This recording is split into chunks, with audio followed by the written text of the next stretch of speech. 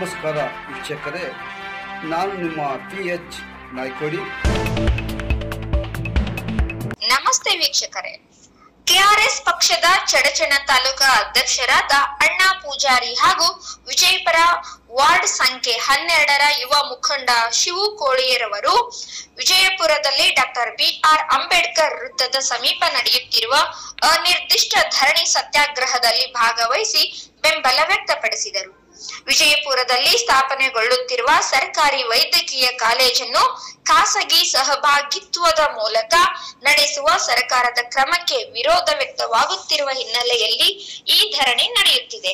ಈ ಸಂದರ್ಭದಲ್ಲಿ ಇಬ್ಬರೂ ನಾಯಕರು ಮಾತನಾಡಿ, ವೈದ್ಯಕೀಯ ಕಾಲೇಜು ಸಂಪೂರ್ಣ ಸರ್ಕಾರಿ ವಲಯದಲ್ಲೇ ನಡೆಯಬೇಕು, ಸಾರ್ವಜನಿಕರಿಗೆ ಲಾಭವಾಗುವ ಮೂಲ ಸೌಕರ್ಯಗಳನ್ನು ಖಾಸಗೀಕರಣ ಮಾಡಲು ಬಿಡಬಾರದು ಎಂದು ಒತ್ತಿ ಹೇಳಿದರು.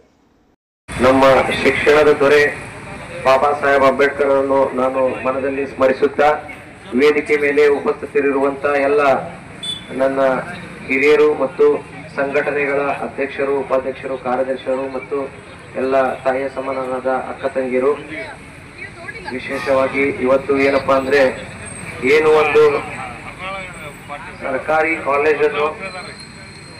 ಸರ್ಕಾರಿ ವೈದ್ಯಕೀಯ ಕಾಲೇಜನ್ನು ನಮ್ಮ ವಿಜಯಪುರ ಜಿಲ್ಲೆಗೆ ಆದಷ್ಟು ನೀಡಬೇಕಾಗಿ ಅಂತ ಇವತ್ತು ಎಲ್ಲ ಹಿರಿಯರು ಹೋರಾಟವನ್ನು ಏನು ಹಮ್ಮಿಕೊಂಡು ಇವತ್ತಿಗೆ 26 ದಿನ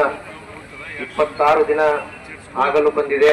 ಎಲ್ಲ ರೈತ ಮುಖಂಡರು, ಪ್ರತಿಯೊಂದು ಸಂಘಟನೆಗಳು ಎಲ್ಲರೂ ಬಂದು ಇವತ್ತು ಒಂದು ಧರಣಿ ಸತ್ಯಾಗ್ರಹವನ್ನು ಇವತ್ತಿಲ್ಲಿ ಹಮ್ಮಿಕೊಂಡಿದ್ದಾರೆ. ನಮ್ದೇನಪ್ಪಾ ಅಂದ್ರೆ ಒಂದು ಮನವಿ, ನಾವೆಲ್ಲರೂ ಬಡವರ ಮಕ್ಕಳು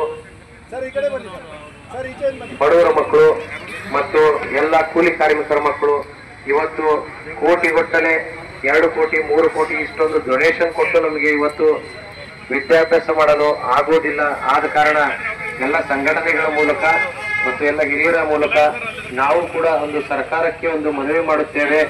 ನಮಗೆ ಆದಷ್ಟು PPT ಮುಕ್ತ ಕಾಲೇಜು ಬೇಡ, ಸರ್ಕಾರಿ ವೈದ್ಯಕೀಯ ಕಾಲೇಜು ನಮ್ಮ ಜಿಲ್ಲೆಯ